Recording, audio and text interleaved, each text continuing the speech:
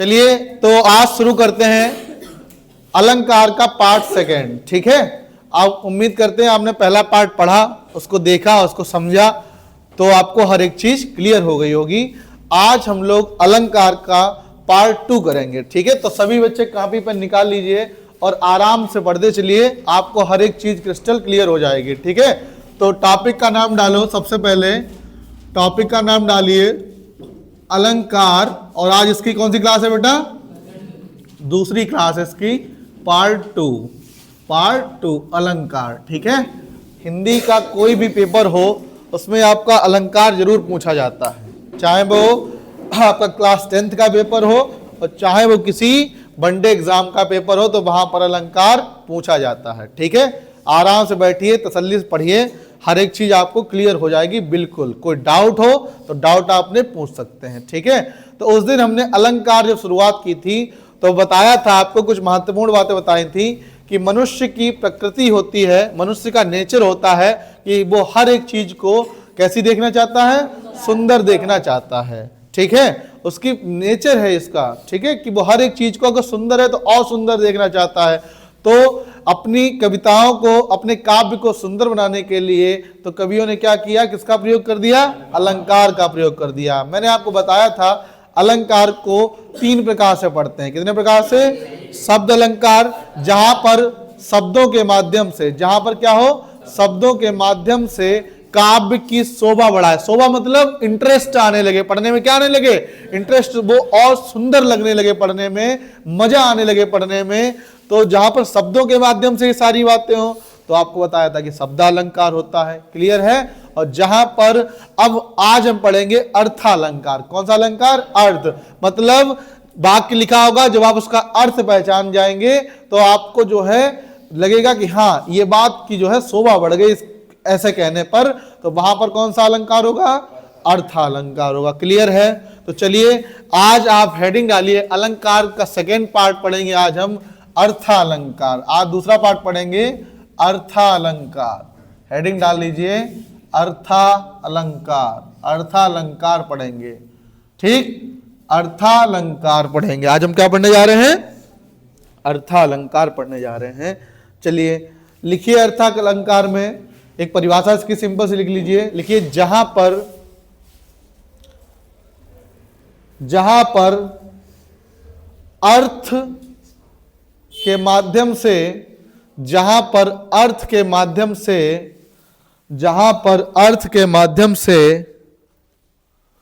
जहां पर अर्थ के माध्यम से काव्य की सुंदरता बढ़ाई जाती है। जहां पर अर्थ के माध्यम से काव्य की सुंदरता बढ़ाई जाती है। किसके माध्यम से? अर्थ। जब आपको अर्थ समझ में आने लगेगा और वो चीज आपको अच्छी लगने लगेंगी, काव्य और सुंदर लगने लगेगा अर्थ के माध्यम से, तो वहां पर अर्थालंकार होता है। तो वहां पर अर्थालंकार होता है। तो वहां पर अर्थालंकार होता है। क्लियर है सभी को? तो वहां पर कौन सा अलंकार होगा? अर्थालंकार होगा। तो वहां पर कौन सा अलंकार होगा? अर्थालंकार होगा। क्लियर है? चलिए अब अर्थालंकार में सबसे पहला जो पार्ट पढ़ेंगे वो है आपका उपमा अलंकार। कौन सा अलंकार? यहां तक क्लियर हो रहा है दिखने में? यहां तक सही है? चलिए तो पहला पढ़ेंगे उपमा अलंकार। आप लोग हेडिंग डाल लीजिए और शांति से देखिए। पहला उपमा अलंकार। उपमा अलंकार, आप लोग केवल हेडिंग डाल लीजिए, पहले समझिए, उसके बाद हम लिखा देंगे हर एक चीज को। ठीक है, पहले आप केवल देखिए और समझिए इसको कि उपमा अलंकार होता क्या है। उपमा अलंकार क्या होता है कि जहां पर तुलना की बात की जाए। किसकी बात की जाए? जहां पर तुलना की जाए, वहां पर कौन सा अलंकार होता है? चाहे एक वस्तु की वस्तु से तुलना हो, चाहे वस्तु को व्यक्ति से तुलना हो, चाहे व्यक्ति की वस्तु से तुलना हो, चाहे जानवर की वस्तु से तुलना हो। मतलब कहने का मतलब कोई भी 2 ऑब्जेक्ट हो और उनकी आपस में क्या कर दी जाए? तुलना कर दी जाए, तो वहां पर कौन सा अलंकार होता है? उपमा अलंकार होता है। ठीक है, बात समझ में आई? तो इसकी परिभाषा लिख लीजिए। इसकी परिभाषा लिखिए, जहां तुलना की जाए। क्या होता है बेटा? जहां तुलना की जाए, जहां तुलना की जाए, जहां तुलना की जाए। ये तो आपके समझने के लिए हो गई परिभाषा, ठीक है। ये कैसे हो गई, आपके समझने के लिए परिभाषा हो गई। जहां तुलना की जाए वहां पर कौन सा अलंकार होता है। अच्छा, परिभाषा इसकी एक और होती है, लिख लीजिए, ठीक है। समझ गए उपमा अलंकार, समझ गए कि नहीं समझ गए। जहां पर किसकी बात हो, तुलना की बात हो, ठीक, तो वहां पर उपमा अलंकार होता है। जैसे मैंने बोल दिया राम श्याम से सुंदर है, राम श्याम से सुंदर है, तो जहां तुलना हो जाती है वहां पर कौन सा अलंकार होता है, उपमा अलंकार होता है। एक इसकी डेफिनेशन और नोट कर लीजिए, लिखिए, जहां उपमेय में उपमान की, जहां उपमेय में उपमान की, जहां उपमेय में उपमान की तुलना की जाए, जहां उपमेय में उपमान की तुलना की जाए वहां पर उपमा अलंकार होता है, वहां पर उपमा अलंकार होता है, ठीक है। क्लियर है। जहां उपमेय में उपमान की तुलना की जाए वहां कौन सा अलंकार होगा भैया। अब आप लिखना बंद कर दीजिए, केवल सुनिए, ठीक है। क्लियर हो गया। अच्छा, अब क्या होता है बात समझिए। इसके 4 अंग होते हैं। कितने अंग होते हैं पहले समझिए, बाद में अब कोई नोट नहीं करेगा, पहले देखिए। जो उपमा अलंकार होता है इसके कितने अंग होते हैं बेटा, 4 अंग होते हैं। कितने अंग होते हैं, 4 अंग होते हैं। देखिए, एक होता है आपका उपमेय, समझते रहिएगा, उपमेय। एक होता है आपका उपमान, एक क्या होता है उपमान। एक होता है साधारण धर्म, एक क्या होता है साधारण धर्म। पहले इससे पहले लिख देते हैं, वाचक शब्द लिख देते हैं। क्या लिख देते हैं, वाचक शब्द। और चौथा जो होता है वो होता है साधारण धर्म, साधारण धर्म। तो इसके कितने पार्ट निकल के आए, 4। एक होता है उपमेय, एक होता है उपमान, एक होता है वाचक शब्द और एक होता है साधारण धर्म। अब समझिए अच्छा कि उपमेय क्या होता है। उपमेय होता है जिससे जिसकी तुलना की जाए। उपमेय क्या होता है, जिसकी तुलना की जाए। उपमेय क्या होता है, जिसकी तुलना की जाए। उपमेय क्या है, जिसकी तुलना की जाए। उपमेय क्या होता है, जिसकी तुलना की जाए। लिखना नहीं, अभी हम लिखा देंगे। उपमेय क्या होता है, जिसकी तुलना की जाए। बात समझ में आ गई। तो उपमेय क्या है, जिसकी तुलना की जाए, ठीक है। और उपमान होता है जिससे तुलना की जाए, जिससे तुलना की जाए। समझिए मेरी बात, जिससे तुलना की जाए। उपमेय क्या है, जिसकी तुलना की जाए, ठीक। और उपमान क्या होता है, जिससे तुलना की जाए। उपमान क्या होता है, जिससे तुलना की जाए। अच्छा, वाचक शब्द में होते जिससे पता चले कि तुलना हो रही है। वाचक शब्द क्या पर होते हैं, जिससे पता चले कि तुलना हो रही है, ठीक है। जिससे पता चले तुलना हो रही है, यानी तुलना हो रही है, इसकी पहचान कराने वाला। तुलना हो रही है, हो रही है, इसकी पहचान कराने वाला, उसे क्या कहते हैं, वाचक कहते हैं। पहचान कराने वाला। बिल्कुल क्लियर दिखाई दे रहा है, ठीक है। स्पष्ट मतलब शब्द लिख रहे हैं, शब्द क्लियर आ रहे हैं, ठीक है।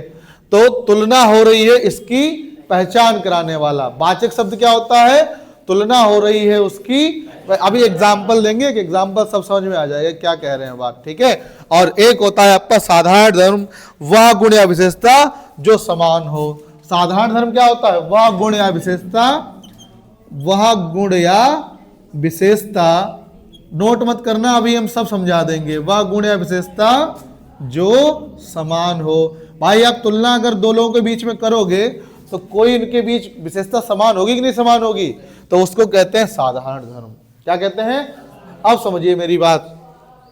आप पढ़ रहे हैं उपमा अलंकार, ठीक है। उपमा में आपने पढ़ा जहां पर तुलना की जाए, स्पष्ट बात समझ लीजिए, क्या की जाए, तुलना की जाए, वहां पर उपमा अलंकार होता है। नोट मत करो, अभी पीछे बोर्ड पे ध्यान दो। क्या क्या कर रहे हो, क्या फूंक रहे हो पीछे बैठे बैठे, इधर देखो बोर्ड पे।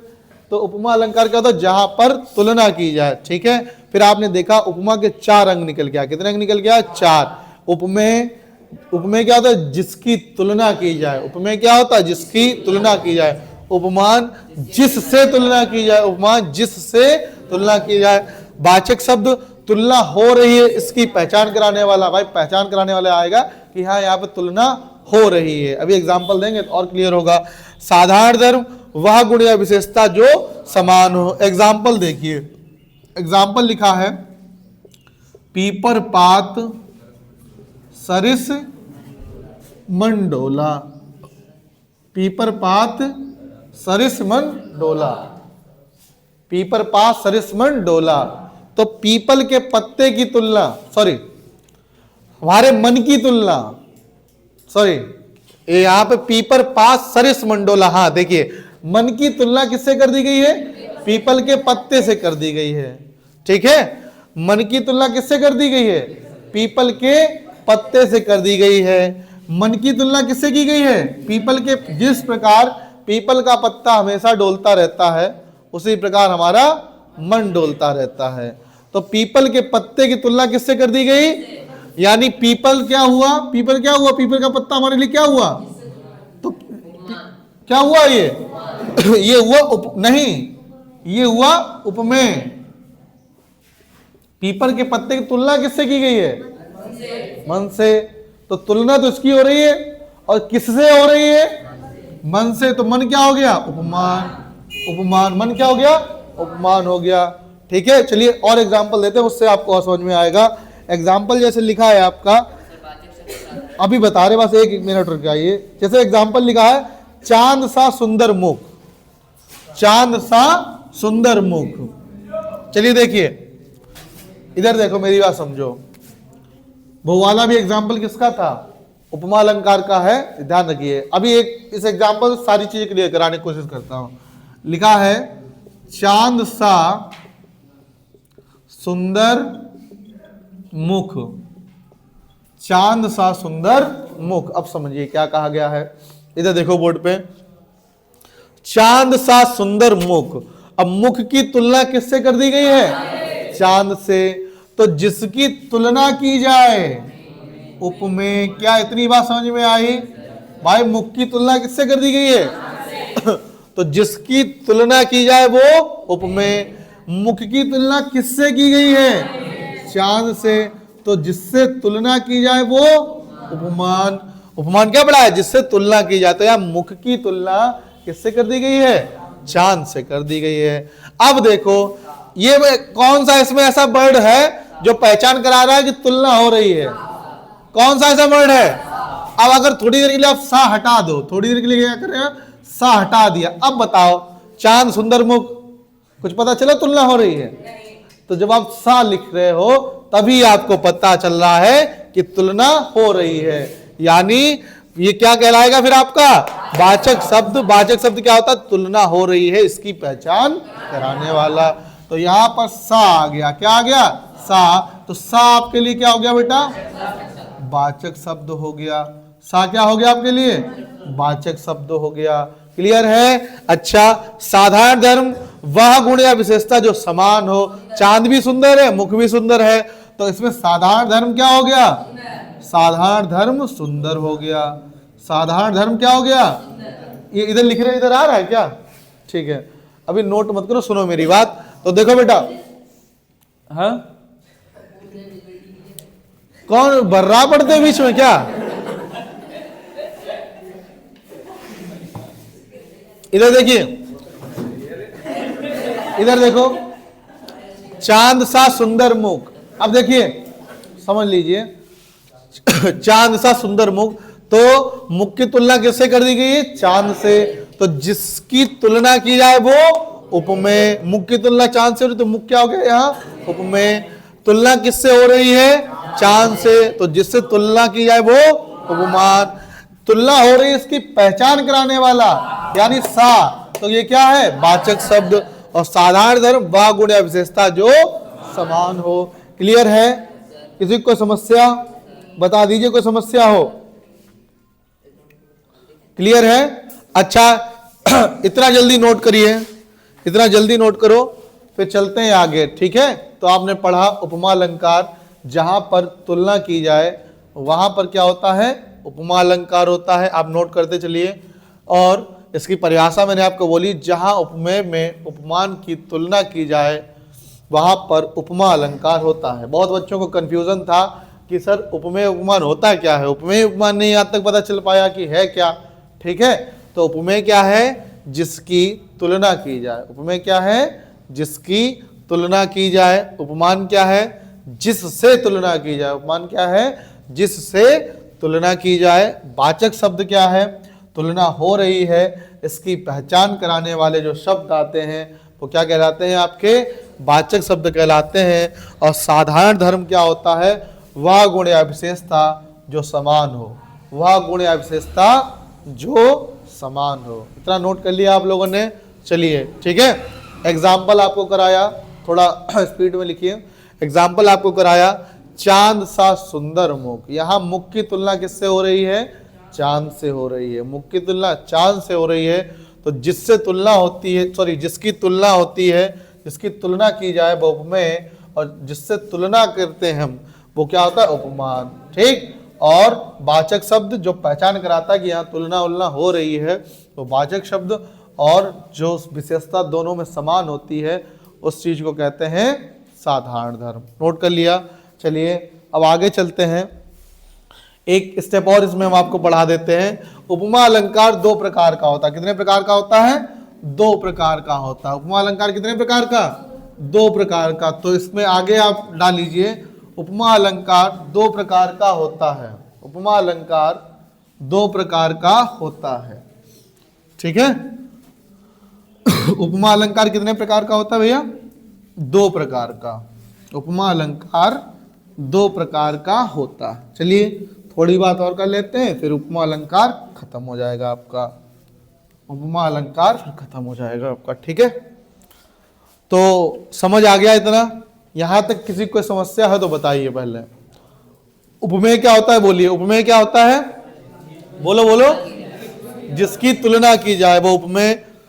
आप लोग भी बोला करो। और उपमान क्या होता है, जिससे तुलना की जाए वो उपमान। उपमेय क्या था, जिसकी तुलना की जाए। समझ रहे हो, ये राम श्याम से अच्छा है, तो इसमें राम क्या हो गया, उपमेय हो गया। राम और तुलना किससे हो रही है, श्याम से, तो श्याम क्या हो गया, उपमान हो गया। से क्या हो गया यहां पर, वाचक शब्द। और सुंदर क्या हो गया, क्लियर हो गया, सबको क्लियर है। अब देखिए बोर्ड पे, उपमा अलंकार दो प्रकार का होता है। इधर समझ लीजिए, साथ में नोट करना चाहो तो नोट कर लीजिए। उपमा अलंकार कितने प्रकार का होता है, दो प्रकार का होता है। चलिए समझिए, एक होता है पूर्ण उपमा, पूर्ण उपमा अलंकार, और इसको संधि करा देते हैं तो बोल देते हैं पूर्णोपमा अलंकार। अलग अलग लिख दिया मैंने, पूर्ण उपमा अलंकार। और एक होता है आपका लुप्त उपमा अलंकार। एक होता है आपका लुप्त उपमा अलंकार। ठीक, तो ये उपमा अलंकार कितने प्रकार का है भैया, दो प्रकार का। एक पूर्ण उपमा अलंकार और दूसरा है लुप्त उपमा अलंकार। पूर्ण उपमा अलंकार देखो आपको नाम से पता चल रहा होगा, पूर्ण। इसके उपमा अलंकार के कितने अंग थे बेटा, बताओ, चार थे ना, उपमेय, उपमान, वाचक, साधारण धर्म। जब ये चारों चीजें किसी अलंकार में आ जाएं, उपमा अलंकार में आ जाएं, जब ये चारों चीजें, जैसे भी आपने एग्जांपल पढ़ा था अभी थोड़ी देर पहले, चांद सा सुंदर मुख। ठीक, जब ये चारों चीजें उपमा अलंकार में आ जाती है तो वो क्या कहलाता है, पूर्ण उपमा अलंकार। तो इन चार में से कोई अगर कम से कम एक भी कोई चीज गायब हो जाए, चार में से कोई एक भी चीज अगर गायब हो जाती है तो वो क्या कहलाता है, लुप्त उपमा अलंकार। लुप्त मतलब क्या, गायब होना। लुप्त मतलब क्या, गायब होना। तो जब चारों चीजें तो पूर्ण उपमा अलंकार, और चार में से एटलीस्ट कोई एक भी गायब हो गया तो वो लुप्त उपमा अलंकार। क्लियर है, सबको क्रिस्टल क्लियर हो गया। चलिए अब हम लोग अपने अगले अलंकार पे चलते हैं, इसका नाम है रूपक अलंकार। क्या नाम है, रूपक अलंकार। अगली हेडिंग डालिए, रूपक अलंकार। अगली हेडिंग पड़ेगी आपकी रूपक अलंकार। अगली हेडिंग पड़ेगी आपकी रूपक अलंकार। अगली हेडिंग पड़ेगी रूपक अलंकार। अगली हेडिंग पड़ेगी आपकी रूपक अलंकार। चलिए समझिए रूपक अलंकार क्या होता है, समझिए इसको।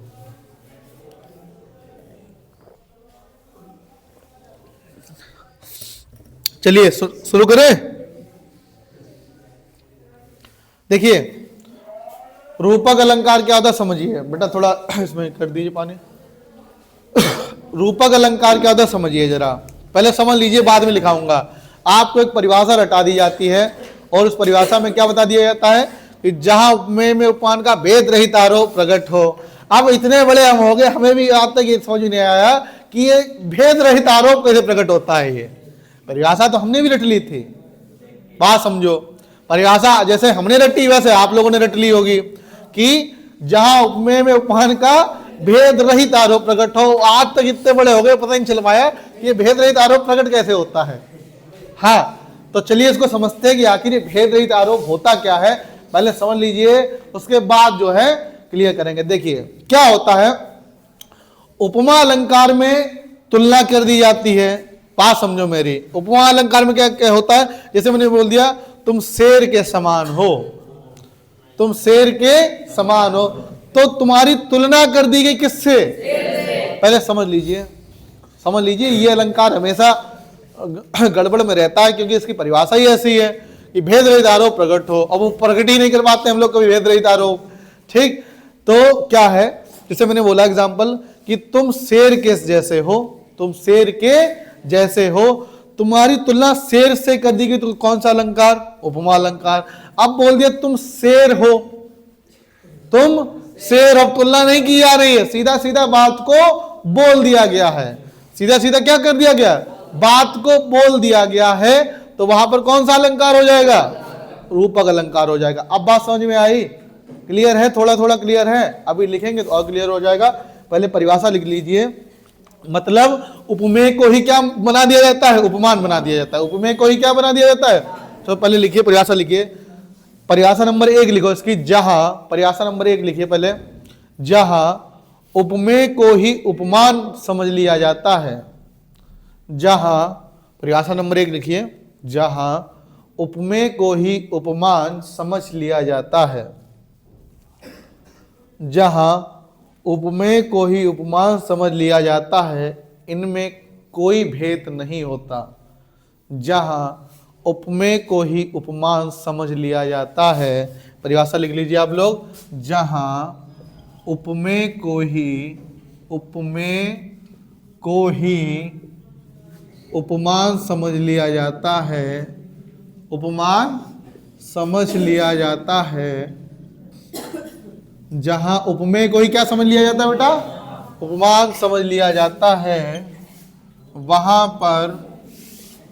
पर बातें नहीं, वहां पर रूपक अलंकार होता है। लिख लीजिए, वहां पर कौन सा अलंकार होगा, मतलब उपमेय को ही उपमान समझ लिया जाता है, तो वहां पर कौन सा अलंकार हो जाएगा, रूपक अलंकार हो जाएगा। ये अलंकार हमारे कभी पल्ले नहीं पड़ा था, और एक एग्जाम्पल ऐसा है हमारे मित्र ने बताया, और उस दिन से रूपक कतई कंठस्थ हो गया रूपक। ठीक है, कैसे समझाया, वैसे ही हम आपको समझाने का प्रयास करते हैं। तो ऐसे ही बात चली तो रूपक अलंकार की, तो उसने बताया, एग्जाम्पल एक दिया और एक से ही पूरा कंठस्थ हो गया कि रूपक अलंकार है। जैसे उसने कहा कि क्या एग्जाम्पल, आप भी समझ लीजिए। उसने कहा, पहला एग्जाम्पल दिया कि तुम कुत्ते जैसे हो, तुम कुत्ते जैसे हो। बात समझो, अभी तुम शेर थे, अब क्या हो गए, कुत्ते हो गए। इधर देखिए, तुम कुत्ते जैसे हो, दो बात लिखूंगा समझ जाना आप। उस दिन से हमारे रूपक अलंकार फिट हो गया खोपड़ी में, आपके फिट हो जाएगा, तुम कुत्ते जैसे हो। दूसरा एग्जाम्पल लिखा है, तुम कुत्ते हो, तुम कुत्ते हो। दूसरा एग्जाम्पल क्या लिख दिया, तुम कुत्ते हो। तो दोस्त होते हैं बोल ही देते हैं, तो इतना बढ़िया समझा दिया कि मजा आ गया। ठीक, तब से बोले ही नहीं, तुम कुत्ते जैसे हो। अब उसने क्या कह दिया कि तुम कुत्ते जैसे हो, मुझे क्या बता दिया, कुत्ते की तरह बता दिया। ठीक, और नेक्स्ट वाले वाक्य में बता दिया, अब जैसे नहीं हो, अब जैसे नहीं अब हो, मतलब यहां हो जाएगा उपमा अलंकार, और यहां कौन सा अलंकार, रूपक अलंकार। बात समझ में आ गई, क्लियर है। चलिए एग्जाम्पल अभी आपने थोड़ी देर पहले पढ़ा था, चांद सा सुंदर मुख। क्या पढ़ा था, चांद सा सुंदर मुख। ठीक है। अच्छा, अब आप देखिए, अब आपने क्या पढ़ाने जा रहे हैं। जैसे लिखा है, मैया मैं तो चंद्र खिलौना ले हूं। बातें नहीं, देखिए इधर, मैया मैं तो चंद्र खिलौना ले हूं। इधर पढ़ लीजिए। पता नहीं क्या तुम्हारे दिमाग में गोबर भरा है, क्या समझ में नहीं आता चीजें। 10-12 दिन बचे हैं, पढ़ लीजिए आराम से।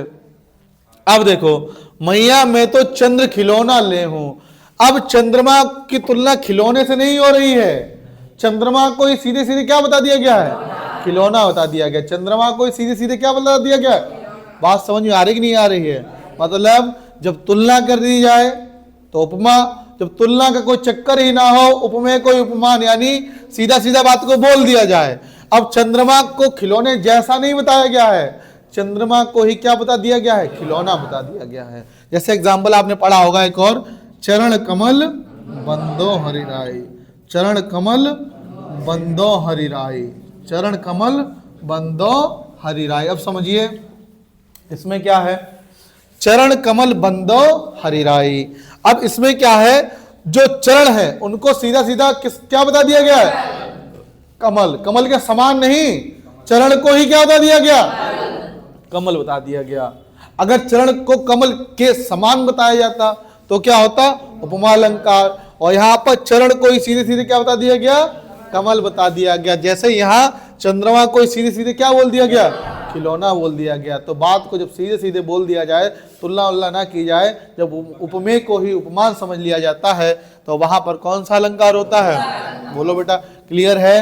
अब तुम्हें भेद रहित आरोप वाली बात समझ में आई कि भेद रहित आरोप कैसे प्रकट होता है? भेद रहित मतलब बात को तुलना ना की जाए, सीधे सीधे बात उठा के फेंक दी जाए। क्लियर है मेरी बात? तो लिख लीजिए एग्जाम्पल। आप ये एग्जाम्पल आप नोट करिए। एग्जाम्पल नोट कर लीजिए। एग्जाम्पल आप नोट कर लीजिए कि मैया मैं तो चंद्र खिलौना ले हूं। ठीक है, यहां पर चंद्रमा को सीधा सीधा क्या बता दिया गया है? खिलौना बता दिया गया। चंद्रमा की तुलना नहीं की गई है खिलौने के साथ, सीधे सीधे चंद्रमा को ही क्या बता दिया गया? खिलौना। अगला क्या है? चरण कमल बंदो हरिराई, यानी चरण को ही सीधा सीधा क्या बोल दिया गया है? कमल बोल दिया गया है। तो क्लियर है? एग्जाम्पल ये वाला भी नोट कर लेना, इससे क्लियर ज्यादा हो जाएगा। ठीक है, समझ में आ गया? चलिए, समझ में आ गया तो बहुत अच्छी बात है। अगला हमारा जो अलंकार का अगला टॉपिक जो है, अलंकार में जो अगला अलंकार हम पढ़ेंगे, पहले पढ़ लिया उपमा अलंकार। मेरे साथ रिवीजन कर लीजिए। पहले क्या पढ़ा?